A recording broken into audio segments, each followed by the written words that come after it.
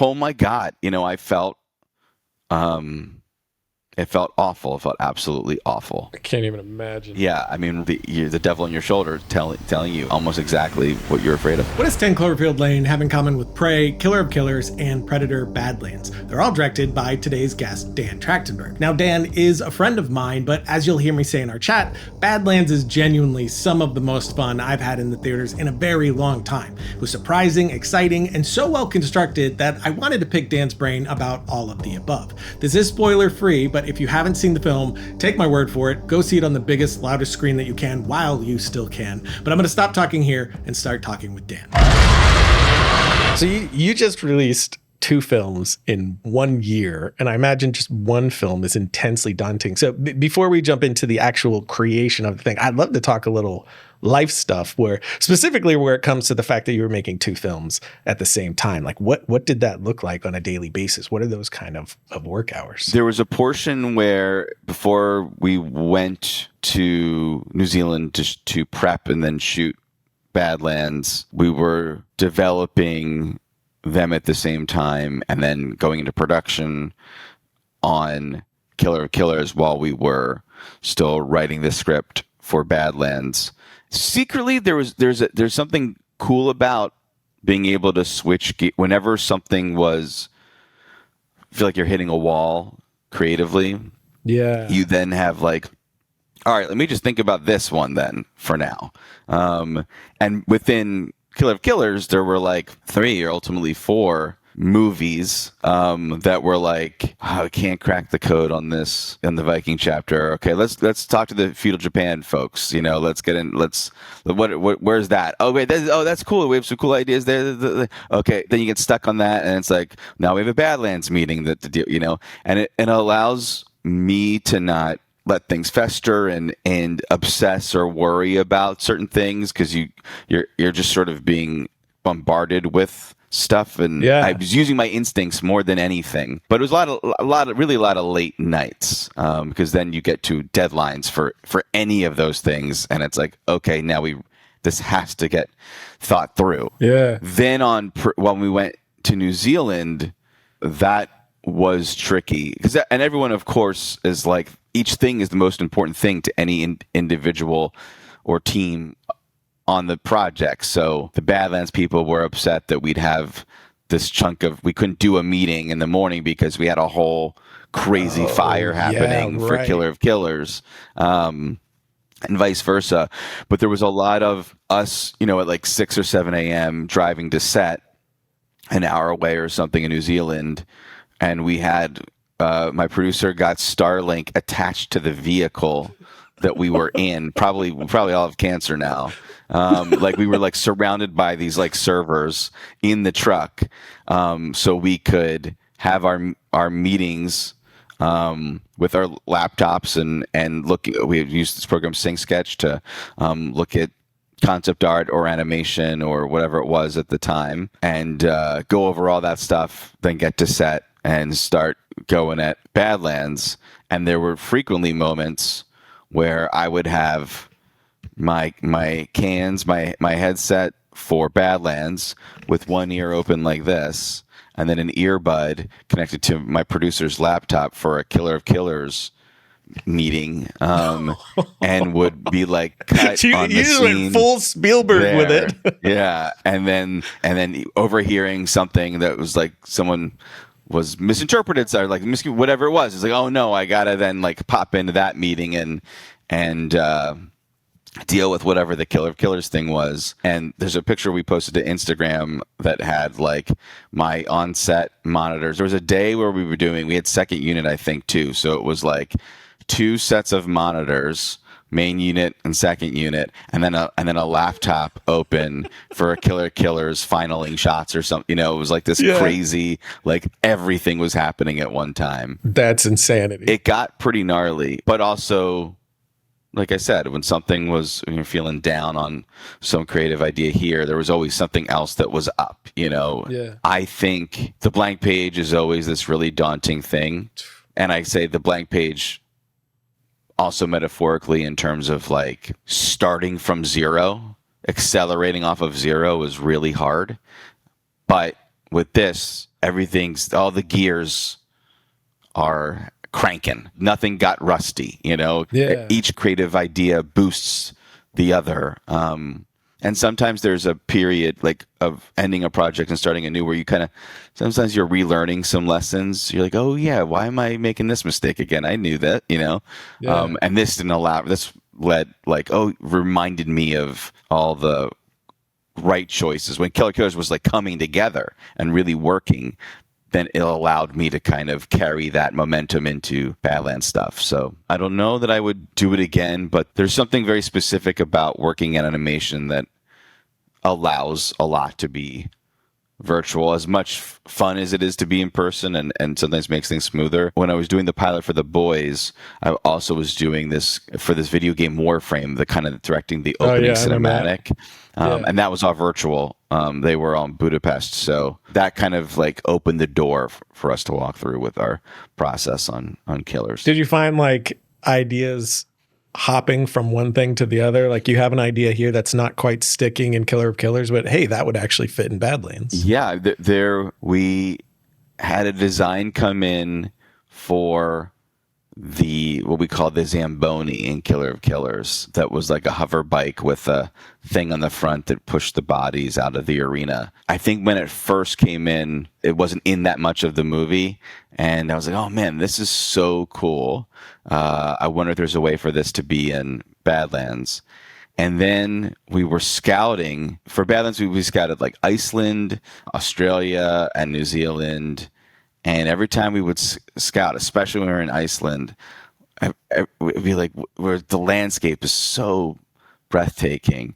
It'd always be like, wouldn't it be so cool to just see like a little speck with some smoke on the horizon? Like it's a hover bike, like look how cool this is. Wouldn't it be awesome if and then that there was no hover bike in Badlands at all. We called him the hover hog until we had already filmed. And then we concocted some sequences. I'm lying. There was the dad, but there was no deck on a bike in the beginning for the opening of the movie. But all that came was a from great working intro on, too. Like that's one of my favorite shots. That opening shot, looking through the cave and seeing that, like delicious. That opening, that shot for a long time was not pushing through a cave. For that long time, it was just the static on a planet, and we heard what is the codex. We actually heard that as voiceover, and it was hearing the wind, and it was mirroring very much the Prey opening that Prey kind of opens on this like docu style, like, oh, here's the land and nature. And we were doing the same thing on an alien planet. And then on one of the trailers, we wanted to start with letterboxing, and then open up to make the movie feel really big. Then it became, what if the movie did that? And then it became, oh crap, wait, what if we make that cave wall instead of just black bars, and then it could feel like the opening shot of The Searchers, and which Prey had a thing similar to as well. Let's pause for a minute to thank our sponsor, Saramonic. They have tons of great gear, but there's two I want to look at today. First is the Saramonic K9, a digital UHF wireless system that gives you a massive amount of clean dynamic range with twice the internal storage, less aggressive gating, and a clean signal without nasty RF spray. Because it's UHF, you get a reliable, stable signal in places where 2.4 gigahertz systems start crying, like crowded events, busy city streets, or convention halls, and it's one of the only digital UHF systems that can do 32-bit float internal recording and 32-bit float transmission. So if your talent goes from whispering to full screen, you're not nuking your track. You can wirelessly record and transmit in 32-bit float simultaneously anywhere outside the US, but in the US you have to choose one due to a patent that will be expiring soon, so it is future-proofed. You have two included super tiny 3mm lavs, which are amazing. They're Kevlar reinforced, waterproof, dustproof, with virtually no cable noise, so you can record audio or rappel from helicopters with them. Another plus is the Saramonic System app. You can scan for clean frequencies and push settings to multiple units or group devices, rename them, color code, mute, sync, and manage all that from your phone. And the K9 can sync to external timecode as a slave, which we can use the Saramonic TC Neo for that, a tiny wireless timecode generator. The TC Neo lets you jam sync all your devices, so A cam, B cam, your audio recorder, and so on. It's super tiny, mounts easily easily on pretty much anything, and you can control and monitor over Bluetooth. You can also quickly jam multiple units, keeping everything locked for long shoot days, and then sync everything very quickly in post. So if you want wireless audio and timecode that just quietly works, hit the link in the description for 10% off the Saramonic K9 and TC Neo. Let's go back though, like the inception of it all, like starting even with Prey, because this franchise, what you're doing with it, I just love so much, because it's not a repackaging of what's been done before. You're taking this very well-known franchise and then you're using it to make these very unique films, which you've said in other interviews, things that we haven't really seen before. And people always say that, but it's true in this case, the way that you're doing these things. And that's why Badlands was so fun and exciting to me, because I kept just leaning to my wife going, that's new. Good for Dan. Like, that is for me, that is the golden egg right there, is for me to go like, haven't seen that, that's incredible. And to do that on such a large franchise, like, I just got to know, how did this come to be? Did they come to you for a Predator film? Did you go to them? I heard little bits about that, but I would love to hear, the inception of it all. I think part of what was in the recipe here that made these movies work was that I wasn't thinking about, how do I make Predator something again? Or even, what would I like Predator? What would I do? And the studio wasn't saying, hey, we want to bring Predator back. How would you do it? I really came to it very organically, and they already were making the Shane Black. They were rebooting Predator in a different way. At the time that you came with this, at the time of me coming up with Prey. Prey came from me just thinking about a movie I want to see, a movie I want to make, and really driven towards the notion of making something that would be primarily told through action. What would Fury Road on foot feel like? And so that put me in the headspace of like a Revenant or Gravity, a real survival tale, just someone unexpected up against the odds. And that then brought me to someone proving themselves, and sort of a Comanche going off into the woods was something to prove. And then I've always been interested in sci-fi and period film coming together. That just is I think that's peanut butter and chocolate, and we rarely see that combination. And because I was in that headspace, I think that got me to Predator, which then we had the story with the character trying to prove themselves, and here's this thing looking for the most worthy. Suddenly that wasn't just a genre exercise. It was like, oh, that's meaningful. Her story could become really epic, and the Predator story becomes not just something there for action, but something that had more emotional and thematic weight to it. So that was like, holy crap, this is a cool movie. And it's interesting, before it's a Predator movie, it's already got conflict and has a protagonist that we never get to see. Like, already was a movie worth making. And then the Predator aspect became even more tantalizing. So I'd emailed an exec at 20th and pitched the movie, but because they were making the Shane Black movie at the time, I said, why don't we call it Prey, to not step on Predator dumb. And they dug it, but the Fox Disney merger happened and the movie went away for a few years. So the same thing happened every time. It was then, after Prey, was trying to think about what else doesn't exist in the Predator franchise. Sure, but really for me is like, what about all of science fiction? What about movies? What do I want to make? So I'm not just making a sequel. I'm like making something that's also a cool movie. And a few ideas sprung to mind, and two of them were Killer of Killers and Badlands. One, the movie where the Predator's protagonist, where take any franchise, making the creature the protagonist. Was a really exciting endeavor, but uniquely exciting for the like notoriously ugly motherfucker, being who you're like strapped to, and the challenge of finding a way in emotionally without defanging it. Yeah. And then Killer of Killers was just telling more historical stories in animation and getting to express the violence in animated form, but also the idea of watching an anthology movie and then finding out it's not an anthology, you're actually watching one story. That all became super tantalizing, and I didn't know which would happen first, and they both happened at the same time. As the universe decides. Yeah. They're so unique. I just, was there, one, an uphill battle to these, and two, how much doubt did you face through that, say, development process of these stories? Like, were there a lot of times where you're like, this sucks, I suck, this is a terrible idea, Yeah. and if that did happen, which I'm assuming it did because it's the creative process, but how did you find yourself pushing through those? Simultaneously, there was excitement from the studio in ways that are very surprising, but they immediately saw the merits of both ideas and were not afraid of the things that would have maybe many years ago deterred a lot of movie studios, and recognized what it takes to get people off the couch is something surprising and fresh and new and all that. So on the one hand, they embraced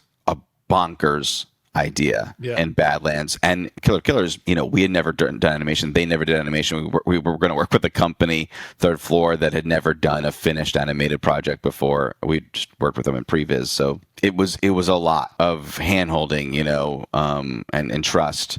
At the same time, there was a lot of doubt throughout the way. There's a lot of doubt, Killer of Killers, our desire to tell 3 stories and then unite them in one, and have every character arc completely enough in their own story, but then in the 4th story still have more. Like, there was a lot of temptation to, like, let's just make it fun, like, it doesn't have to all come together, like, let's, Right. And it would have been much easier to do that, and way harder to narratively figure that stuff out. Badlands, I had an insane amount of confidence going into it. I remember the same feeling in life, like even in just the idea of making movies, where I, on the one hand, had this feeling that I was like, I'm going to work really hard. I'm going to figure it out. I'm going to be a director one day. Like I'll work hard enough to do it. And then you get older, and I got married, and like life, the older you get, the more mortal you feel, and you realize that it's nothing set in stone, and anything can happen. And I realized, oh my gosh, I could not do it's not a lock, it cannot happen. And that's what motivated me to make that Portal short so many years ago, and really just like put it all on the line. And I had the same feeling where I was so confident in the idea for Badlands, and it was really hard to make, and there was not a lot of precedent for some of the ideas and choices we were making. So there was nothing to lean on and say, well, that worked there, so we're good. And there were a lot of moments where I turned to my producer and say, what if we're making Howard the Duck? Like it occurred to me, it took a lot of effort to make Howard the Duck, and those suits are like really cool, and they're really well realized and handcrafted by and everyone was going, this is a crazy movie, maybe awesome. Star Wars felt crazy to everyone. This is crazy too. And then it turned out that movie, I actually like Howard the Duck, but the world did not, it was so crazy that it was crazy. And people were like, that's a ridiculous movie. And it was like, we could be making a ridiculous movie for so many reasons. There were so many choices that any one of them, and there's certainly people online that would say we did make a ridiculous movie, right? But, it was really scary. And there's a funny feeling with a little bit of success and with Prey working as well as it did, I always had this feeling of, I feel like people are not certain about what we're doing here, but they're trusting me because of Prey. And then I'm like, but what if they should be correcting me right now? What if they're just like saying yes, agreeing to something, and they shouldn't be, right. Because actually I might be wrong about this one thing, and we need to be, And so I really was petrified that everyone was like, this is insane, but okay, we'll trust you, and they shouldn't be trusting me. And the movie was hard to figure out, to get to the very core of the thematics of everything, and they're tonally, we were walking a real tightrope between how fun is the right amount of fun, what's too absurd, and especially with elements from the Alien franchise that Predator has involved a little bit of camp along the way, and whereas the Alien franchise has always been dead serious, and we were using some elements from that franchise in ways that were pretty bold and out there. So all of it was really touch and go and scary, and I had many a night sleepless, and just feeling like, well, this could be it for my career. This is the end. And I'll even say the first time that we test screened the movie, as soon as it ended, I went to the bathroom, and I'm standing at a urinal. The door opens and two guys come in, and one guy's like, I loved Prey. Why the fuck would they make that movie next? And the other guy was like, that was absolute dog shit. And I'm like, this is the first reaction to the movie, just showing a general audience, and I'm just like, this fuck, looking down the drain at everything, and I just devastated, thankfully that was not the common reaction to the movie. Even at that screening, I just happened to be in a very unlucky position. It's the universe humbling you for no reason. But even still, there's still plenty that wasn't working in that screening. And oh my God, I felt, it felt awful. It felt absolutely awful. I can't even imagine. Yeah. I mean, really, it's like your inner, the devil on your shoulder telling you, almost exactly what you're afraid of. What was that? Did I answer your question? Totally. In those times when you are feeling that immense doubt, because this is no small thing. This is Predator. This is a massive film. $100+ million, I believe the budget was. How did you push through that? Is it just pure courage to say, no, these ideas are good and I'm going to stick to that? Like, where are you finding that balance of like, should I shift gears? How are you holding tight? Because there are some wild ideas here that completely pay off and are some of my favorite, which I told you already, some of my favorite stuff I've seen at a theater in I can't think of how long. Everything feels so safe, and this did stuff that was so wild, which I don't want to spoil. Maybe we'll spoil a little bit later, but so wild, especially with Elle's character, Thea, and what happens toward the end and something comes and how they find her. I was like giggling with delight, not like giggling at it, but giggling of like, is he going to do this? Oh, he's doing this, and just loving that so much. But in the theater watching it, I immediately put myself in your place and was just like, would I have had the balls to go through with this and this and this, and on such a massive scale. So at those times when you are doubting yourself, I don't even know if you ever even doubted that specific thing, but those moments that you are doubting yourself, is it someone that's being a pillar for you, or is it you just saying, no, this works, I know it works, and quieting that part of your brain? It's a cycle, because I'm lucky that I have creative collaborators that I'm very in sync with, that we're all attuned to the same frequency and remind us of the noble endeavor and support those ideas. But there were times where some of those folks would doubt something, and I would need to lean on myself or another figure, you go through all these cycles of, of people that you respect and trust, like suddenly being unsure about an idea. That's what it feels like to be a director, frankly. You do your best to clearly communicate what's in your head, but there's no one with a supernatural ability. And so you're always going to encounter someone who, or groups or whatever, that aren't seeing things just as you see them. And the difference between something being good and bad comes down to how it will be visually realized in the end. And this is a movie where we could not see how things were going to be visually realized until the bitter end, with the amount of visual effects work and the main character being a visual effect itself, and the sidekick being a visual, like everything, right. The same thing that doesn't work if we never changed anything, but just having eventually the face there and seeing Thea not with blue legs dangling, but like actually as they have, suddenly that scene comes alive and does work. And had we messed with it, we may have ruined it or whatever. So you really have to take in feedback constantly, but also listen to your inner honed craft instincts, whatever, to realize when is a thought, a piece of feedback essential, and when do you feel like that this is going to be different when this looks the way that it was intended to from our imagination to the screen. Yeah, so having those collaborators to lean on was essential, and knowing how fragile it all is. The smallest change can make something that doesn't work, and the smallest adjustment can take something that works and break it apart. It's incredibly daunting and intimidating, but that always has to be kept in mind. And the pendulum has a tendency to swing. Too much comedy. Let's get rid of all the comedy. You think about your experience of things. There could be anytime, just speaking of comedy, if there's a joke that does not work once in a movie, that experience, it can happen at any point in the movie, and there can be a bunch of laughs, whatever. But that one experience, you go, oh, this movie, this may be too jokey, it doesn't, and it's one. It all takes is one.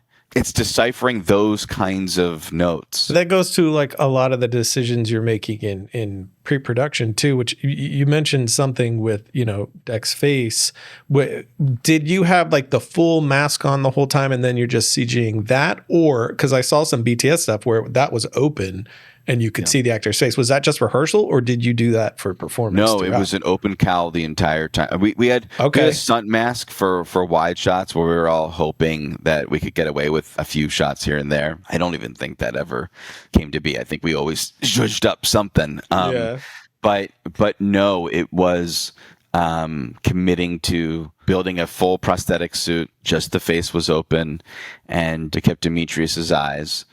He would wear contacts, and everything else was visual effects. Very, very scary. Very scary, because what we love about this franchise is the physical suit. And I think part of what gave me ease when we saw some tests, unlike some of the CG work in Prey and in the 2018 Predator, where that was, okay, the Predator's CG, so it's flesh, but that's different than the suit. This time, the part that was visual effects was matching the texture of the suit. So instead of like improving the suit to make it look like it's actual, more real, the way that we can in visual effects, no, it was like sticking to, it has the dreadlocks and all that stuff. Still, if you can feel, they have a look to them that feels like they are tubular, physical pieces, and there's a quality to the texture of that suit that just feels like really well done, but suit work, not it's not Gollum or apes or any of that stuff. So letting the face match that texture, I think, really helped create, the magic trick of the movie. Yeah, it definitely grounded it all for sure. Did you have like a piece of the mask on set for like just seeing it for maybe the light, or just seeing it on camera just to be like, okay, yeah, that looks cool, now take it off? You know what I mean? That sort of thing. Not on him, just they would have on like a stick. They'd have for lighting reference, just for the effects, and because every single shot was a visual effect.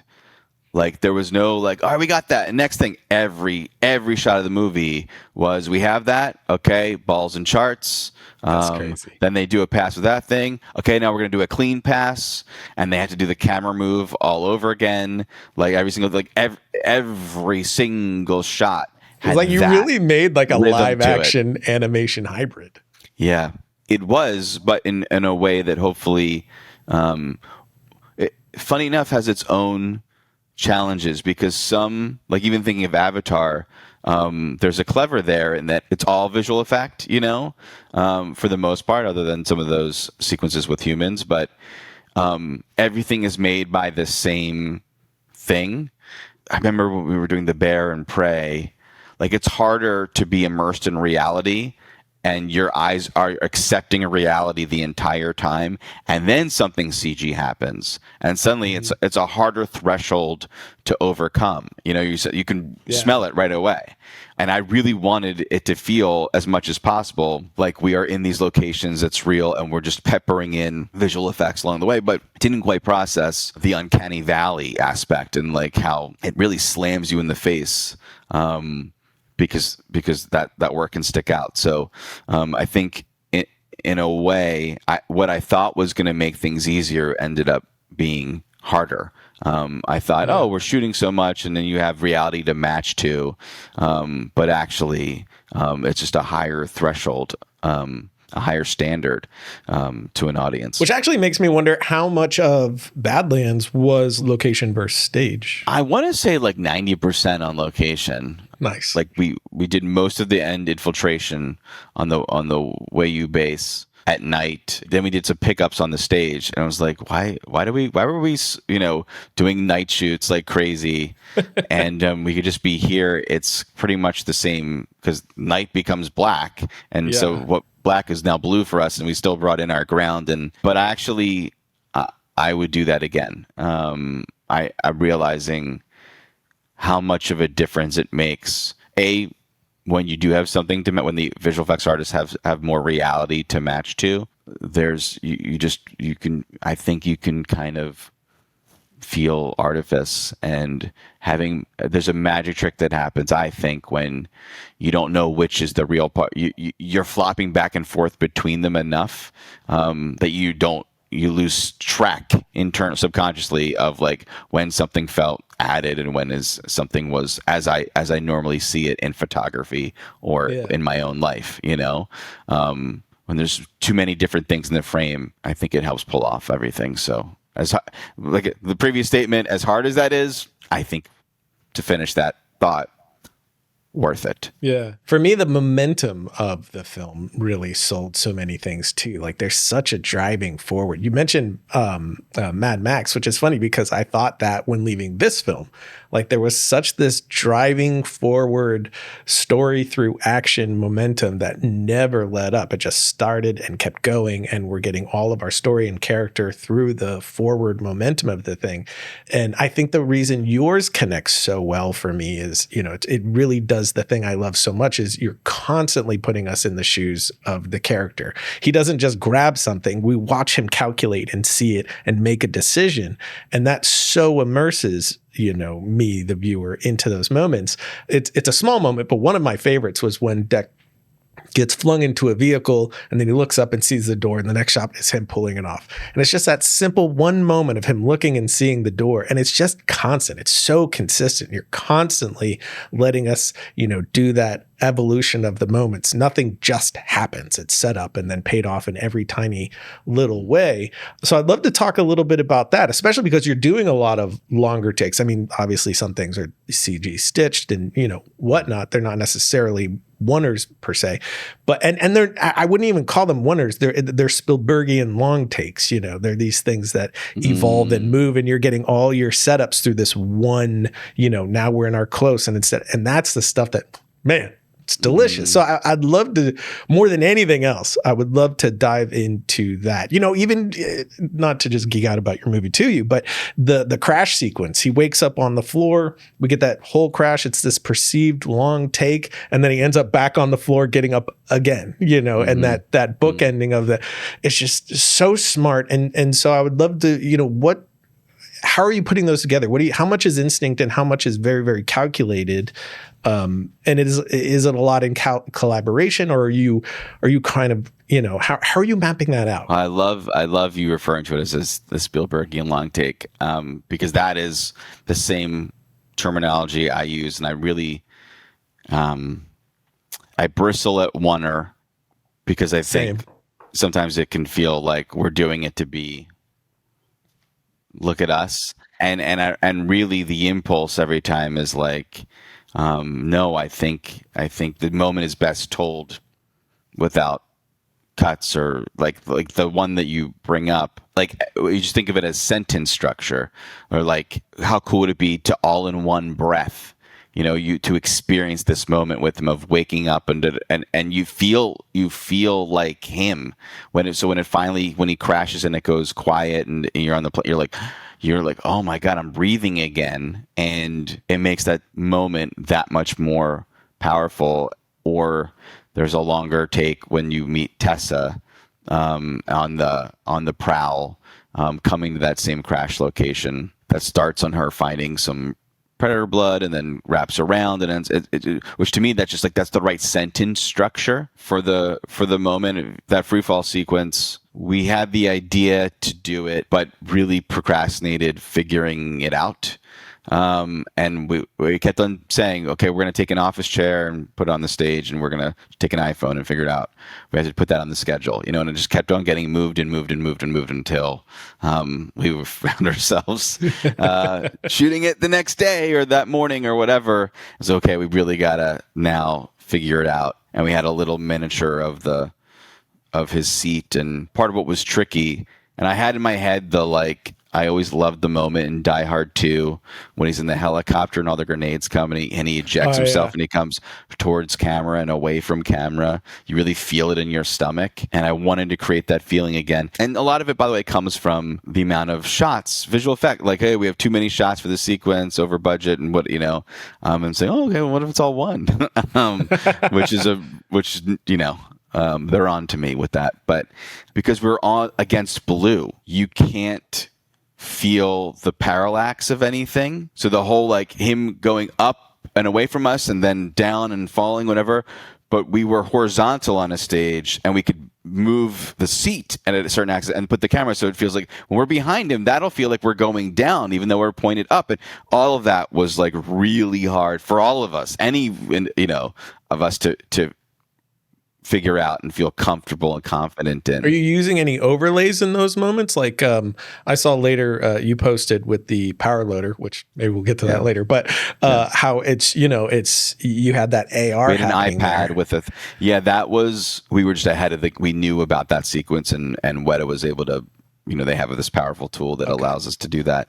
So you didn't have any of that when you're just on this blue. No, it's just all. It was really and suddenly with Dimitri's performance, and felt like when we're going around and he's screaming, and it felt like, oh, this I get. And the fans are going, and it starts to come alive just enough to feel like it's going to work. In terms of use, it's at the momentum of everything. I also really try to prioritize keeping people in the movie, and at a certain stage of the post process, focusing on scene transitions. And we had a lot of dips to black in the movie, and those can kind of feel like resets, Yeah, commercial. And kind of moments for you to be like, oh, what else is going on, mentally or whatever. You kind of get pulled out, and tried as hard as we could to keep people in the movie, so scenes just keep handing off to one another, thrust you from one thing to and ironically cut to this now that we just heard that, or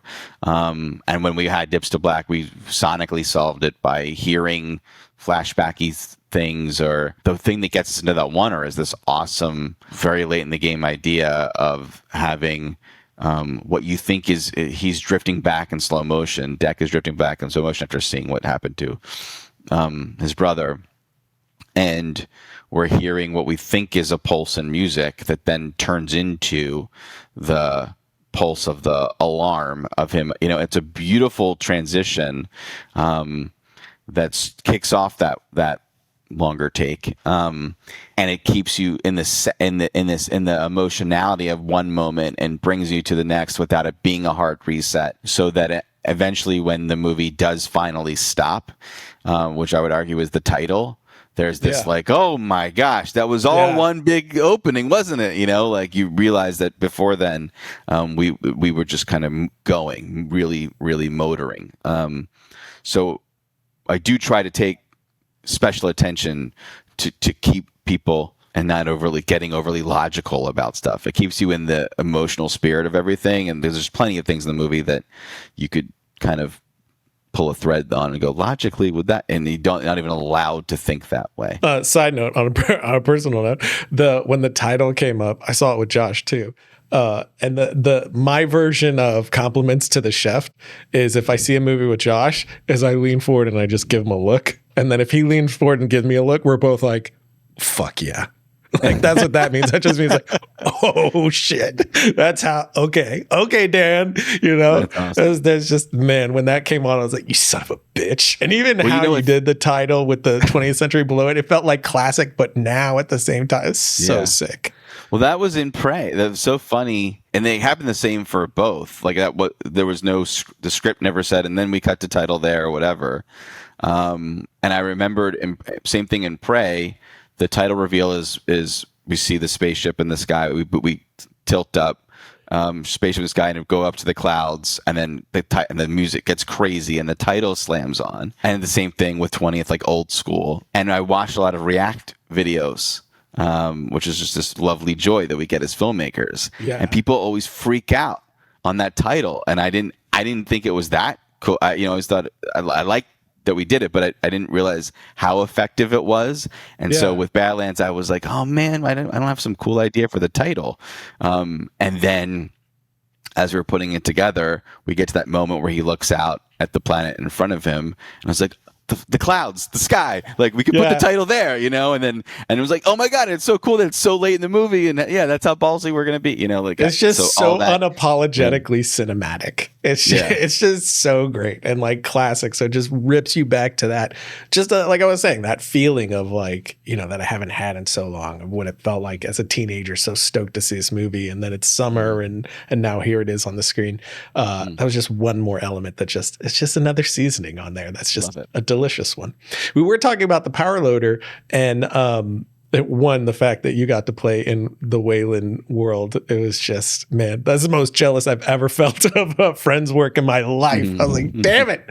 But just having the power loader in there was so sick. And then your BTS on having the AR there, like how much did you have? Because like you said, every shot's a visual effects shot. So how much did you use elements like that where you're able to see a little bit, introduce a little bit into the world while shooting to get a sense of it? Or were you really flying blind with imagination? That was kind of the only thing. That was the only toy that we had, just because of the prep time and because we knew it was a Weta sequence, and they are so on the ball and awesome, and they have developed that tool. So we were able to kind of put an iPad up, and really really helpful, especially for the camera operator. What tends to happen, having made a couple of these now, like the operator's always going to go for what's the most interesting in frame in that moment. It's really hard. They're so trained to not like leave the negative space for the thing that will be there later. And we had the best operator in the world. We like arguably one of the best. This guy Mark Gallneck, who did the studio, which was, you know, all oneers and all, and he did Fury Road before. Okay.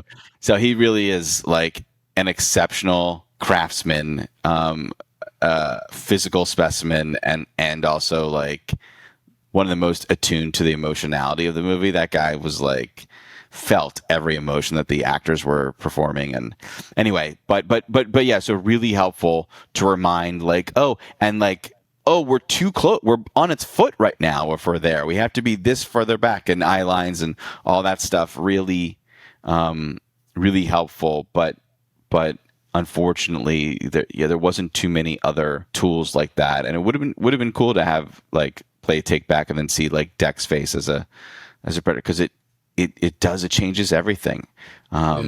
And we all got really tied to Demetrius and connected to him in a very specific way. And then you put that face on, and it really changed. And for the better, thankfully. It like just the fact that we had that emotional performance, but with that kind of face, made everything so much more surprising and like, oh my God, I can't believe I'm watching this with this kind of guy. And the jokes, the few moments where there are jokes was fun with Demetrius, with the human face, but another element when you're seeing the Predator saying, you know, my favorite part was when I killed him and the blood was dripping down my face. But you're looking at that crazy face. Yeah. Sticking with like sort of direct directorial choices, but aspect ratio is a choice. And a story choice, in my opinion. And I know you shot large format and you picked specific lenses. Could you talk about what was the decision process of those particular things headed towards the visual you headed toward? We shot anamorphic, so we shot 240, which is just the visual language that my imagination works in, and also with my DP Jeff cutter. And Jeff found these lenses, the Zelmus, that were the bane of our visual effects departments. They're just messed up. They're just so weird. A lot of crazy soft spots. Fantastic. And chromatic aberrations out the wazoo. And what I love the most is a lens that breathes.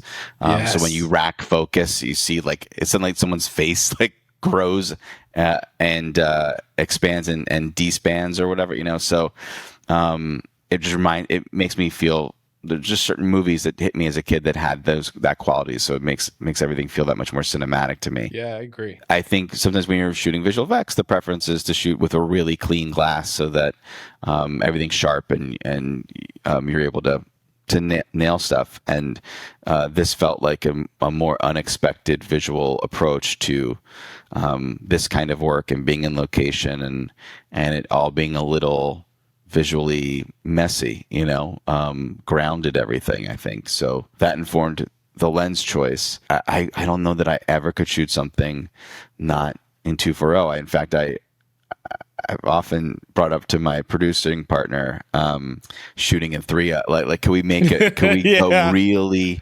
extra wide? Because sometimes we'll see things in full frame when we're doing visual effects, and like, oh my god, you're so striking. But I keep on backing out.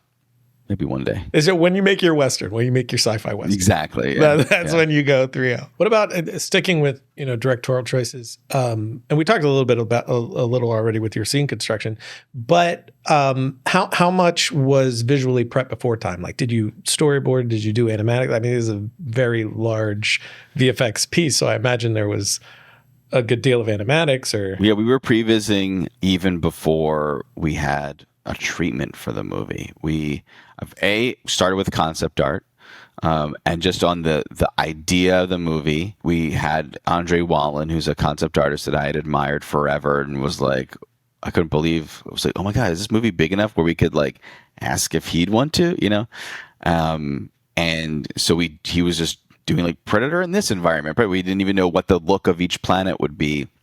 And one of the first pieces of concept art he did was the Predator in a snowy environment, and he drew these ice spikes in a way that made me think of I didn't know it was snow. I thought maybe that was crazy white grass, and that then became what if we do razor grass? I thought that's what he drew, and it was oh no, it's snow, And so then we prevised the entire what we call the razor grass sequence, him hunting the bone bison, and then the tree monster, which we call the Luna bug, and that whole thing, and meeting Bud, the first interaction Bud, because that was not in the screenplay.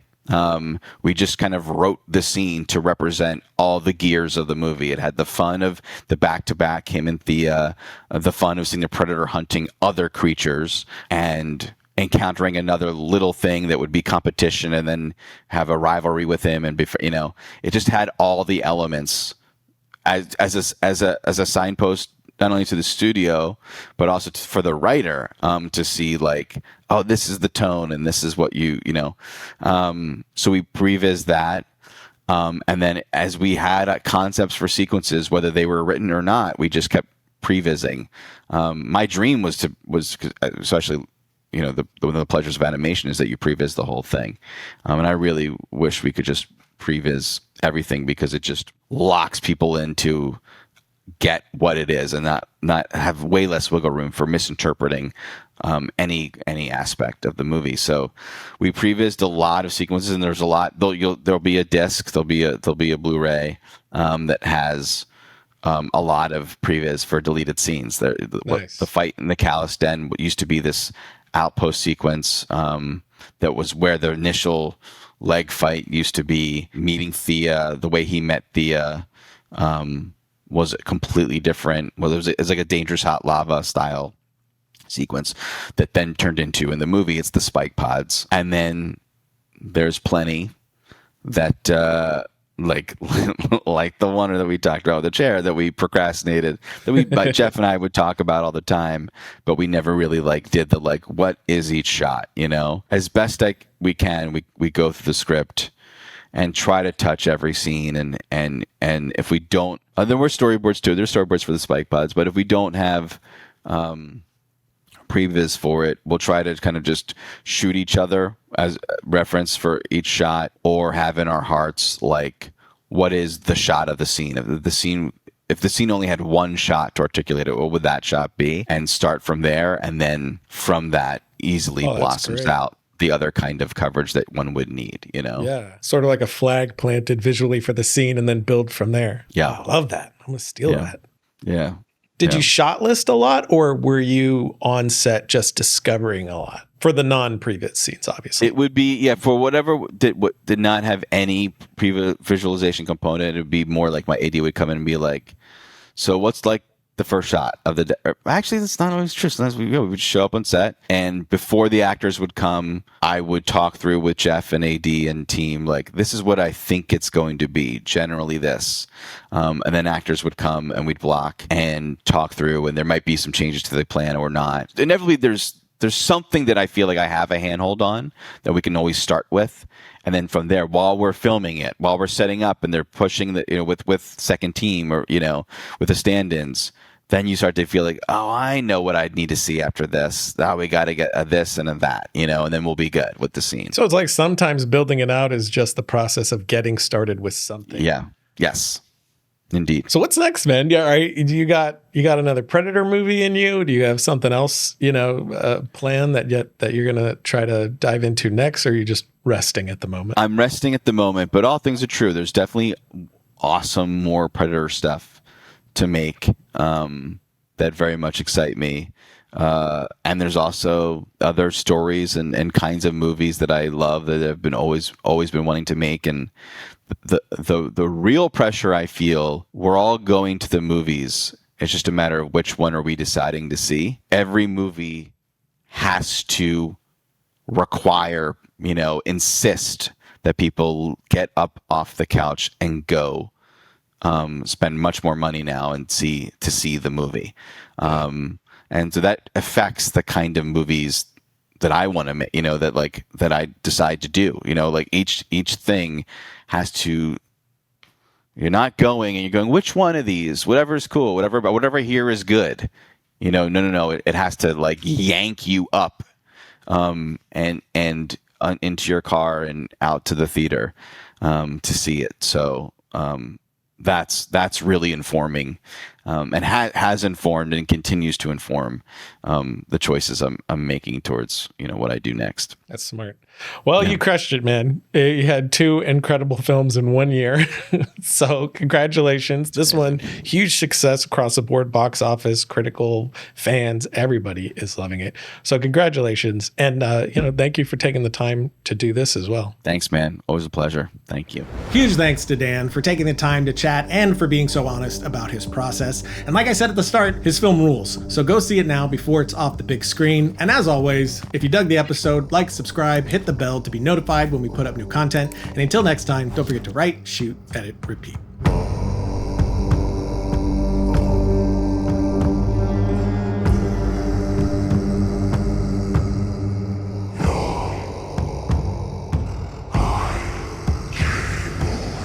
See you later. Ta-ta.